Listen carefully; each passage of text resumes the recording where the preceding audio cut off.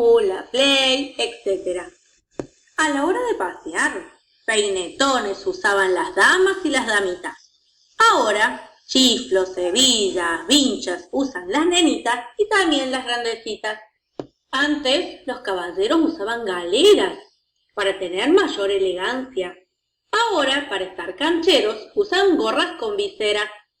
La vestimenta también eran muy diferentes según la clase social a la que pertenecían. Iban desde los largos vestidos con enaguas, polleras y camisas, hasta los trajes con galera y bastón. En cambio, en la actualidad, cada uno puede vestirse como le guste, indistintamente si sos varón o mujer, niño o grande. Bueno, interesante, ¿cierto? Bien, y en cuanto a la música, pues los españoles trajeron una música clásica, renacentista, pero lo importante fue que trajeron la guitarra. Y aquí los nativos eh, construyeron los tiples, los requintos, eh, las flautas, y así crearon los ritmos colombianos. Aparece el bambuco, aparece el torbellino, aparece el, la guabina. Vamos a ver otro video.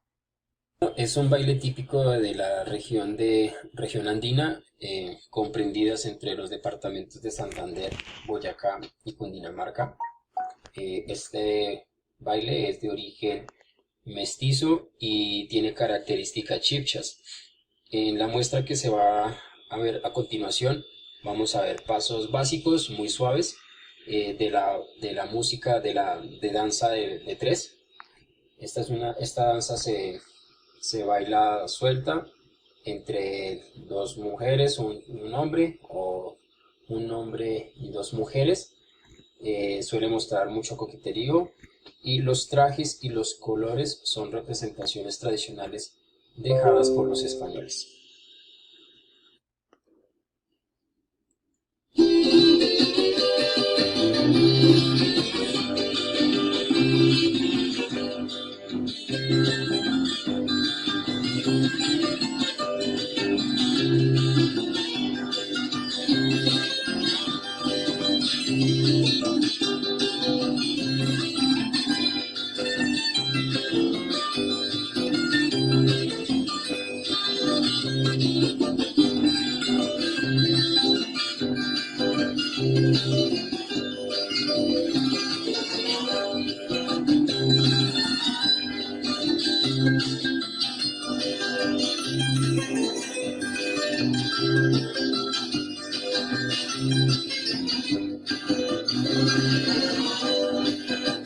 El bambuco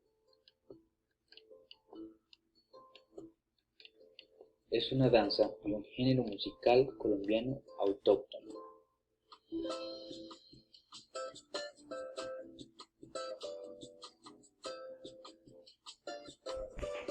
Considerado uno de los más representativos de este país. Es de origen indígena de la época de la conquista y la colonia en la región andina.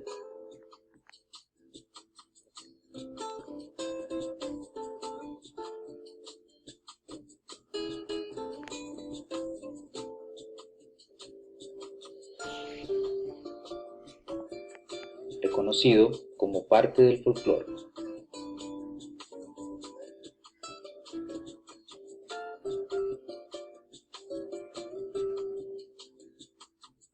El bambuco está relacionado totalmente con aires campesinos del país.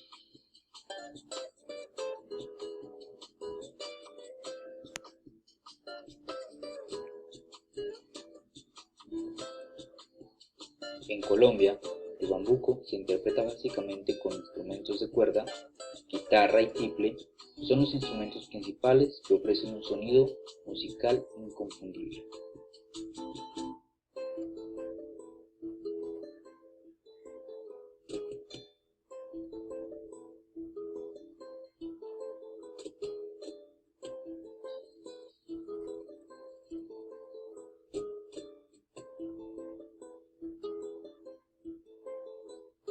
La tambora tiene sus orígenes en África. Debido a la trata de esclavos, muchos africanos llegan a América y así con ellos la tambora.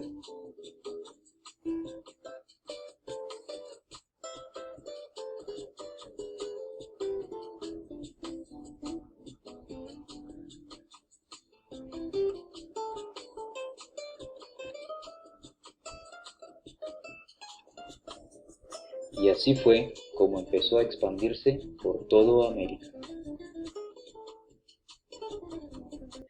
En cuanto a la literatura de la colonia, como ustedes ya pueden apreciar, y ya hemos hecho el contexto casi de todos los aspectos de la colonia, enmarcado fundamentalmente dentro de lo religioso.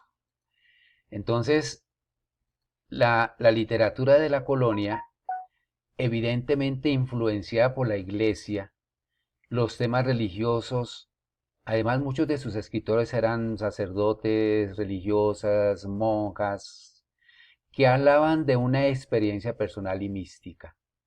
Estos escritores de esta época eran supremamente cultos y el lenguaje que utilizaban era un lenguaje supremamente difícil de entender porque utilizaban el barroquismo. El barroquismo fue una época literaria donde solo se escribió para gente culta. Entonces estos escritores que incluso no eran nativos, más que todo españoles, curas, pues utilizaron ese barroquismo y las obras que hacen, es decir, son supremamente difíciles de interpretar porque utilizan un lenguaje también muy difícil. Pero lo importante también de esta literatura de la colonia es que también se encuentran dentro de su soledad, dentro de su misticismo, dentro de ese encuentro y esa concentración con Dios, algo de ciencia ficción también, algo de fantasmas, de hechicerías. Lo vamos a ver un poquitico más adelante con la obra del Carnero. Algunos de sus principales exponentes que, pues como le cuento, las obras son supremamente complejas, son los siguientes. Don Luis de Góngora, ponerlo por aquí arribita, un poquito más grande. Don Luis de Góngora, pues, naturalmente, escribió una obra que se llama Soledades. Pues ya como su nombre lo indica, más si lo encuentro por aquí, aquí lo encontré, Soledades, vea, Soledades. Don Luis de Góngora escribió Soledades, una obra donde narra las experiencias de ese encuentro con Dios, de esa soledad, de ese aislamiento. Don Hernando Domínguez Camargo, vamos a ponerlo por aquí abajito, Hernando Domínguez Camargo, escribe el poema heroico de San Ignacio de Loyola. San Ignacio de Loyola, un poema netamente religioso. Pero voy a agrandar un poquito más aquí a don Hernando Domínguez Camargo, y aquí abajito está su obra, Poema heroico de San Ignacio de Loyola. Listos. Don Juan de Castellanos. Don Juan de Castellanos parece ser que era el más culto de los poetas o escritores de la época de la colonia. Y escribe una obrita que se llama Elegía de varones ilustres de Indias. Ahí cuenta todo, cómo vivían los indígenas, cómo vivían maravillados de nuestro territorio, de esos paisajes tan espectaculares y también del peligro que tenían las selvas. Es una obra supremamente, son crónicas supremamente bonitas. Voy a agrandar un poquitico más aquí Elegía de varones ilustres de Indias.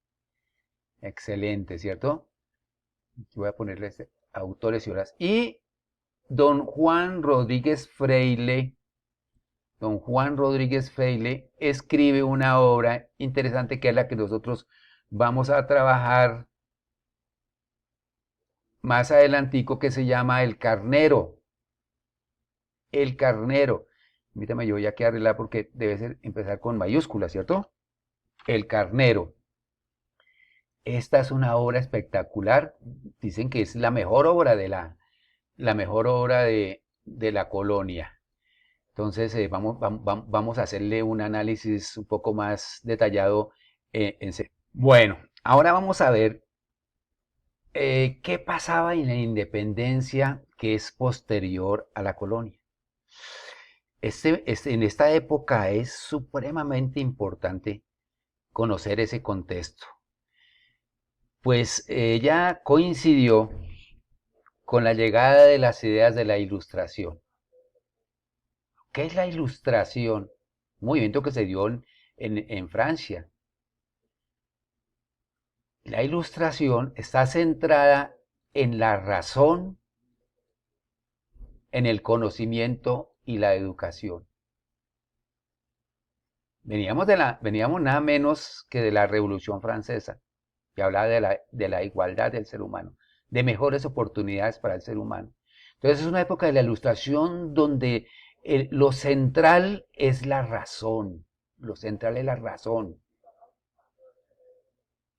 Ya no es el corazón, ya hay una ruptura con las ideas antiguas de la colonia que estaban centradas principalmente en la religión.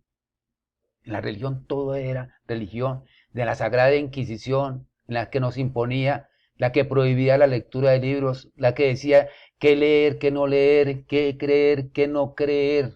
Hay una ruptura pues bien compleja por el principio de la Ilustración. La Ilustración pretendía conseguir una sociedad mejor, en la que todos los seres humanos fueran iguales y con los mismos derechos. Para conseguirlo confiaba en el progreso del ser humano a través de la razón y de la educación. Interesante. Yo creo que aquí hay un cambio de mentalidad terrible en nuestros conciudadanos de esa época, las personas de esas épocas. Naturalmente ese cambio, también como la colonia, es un proceso y es un proceso que dura mucho, mucho tiempo.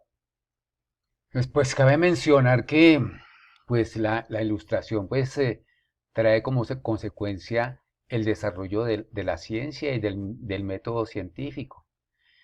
Entonces se dice que pues prácticamente la Ilustración se inicia en América con la expedición botánica de don José Celestino Mutis en 1783. Ustedes recordarán que cuando los conquistadores empezaron a hacer las crónicas, pues ellos hablaban sobre la hostilidad y el peligro, además de la hermosura naturalmente de nuestros territorios, pero también hablaban de ciencia ficción, de los fantasmas y de las hechicerías, de las supersticiones. Con la aparición de la expedición botánica en 1783 de José Celestino Mutis, entonces ya la naturaleza deja de ser supersticiosa, deja la ciencia ficción y ya la explicación es netamente científica. La Ilustración con José Celestino Mutis en 1783 y la expedición botánica ya no van a ver esa naturaleza de sirenas y todas esas ficciones de los conquistadores, sino que era analizada científicamente. Bueno, el arte. ¿Cómo era el arte en la independencia? Recordemos que el arte en la colonia era netamente influenciado por el pensamiento religioso. Aquí en la colonia ya hay un cambio de mentalidad. El arte de la independencia deja ya de ser religioso y empieza a retratarse en batallas, héroes de las batallas, próceres. Ahí se nota un cambio con respecto a la sociedad colonial.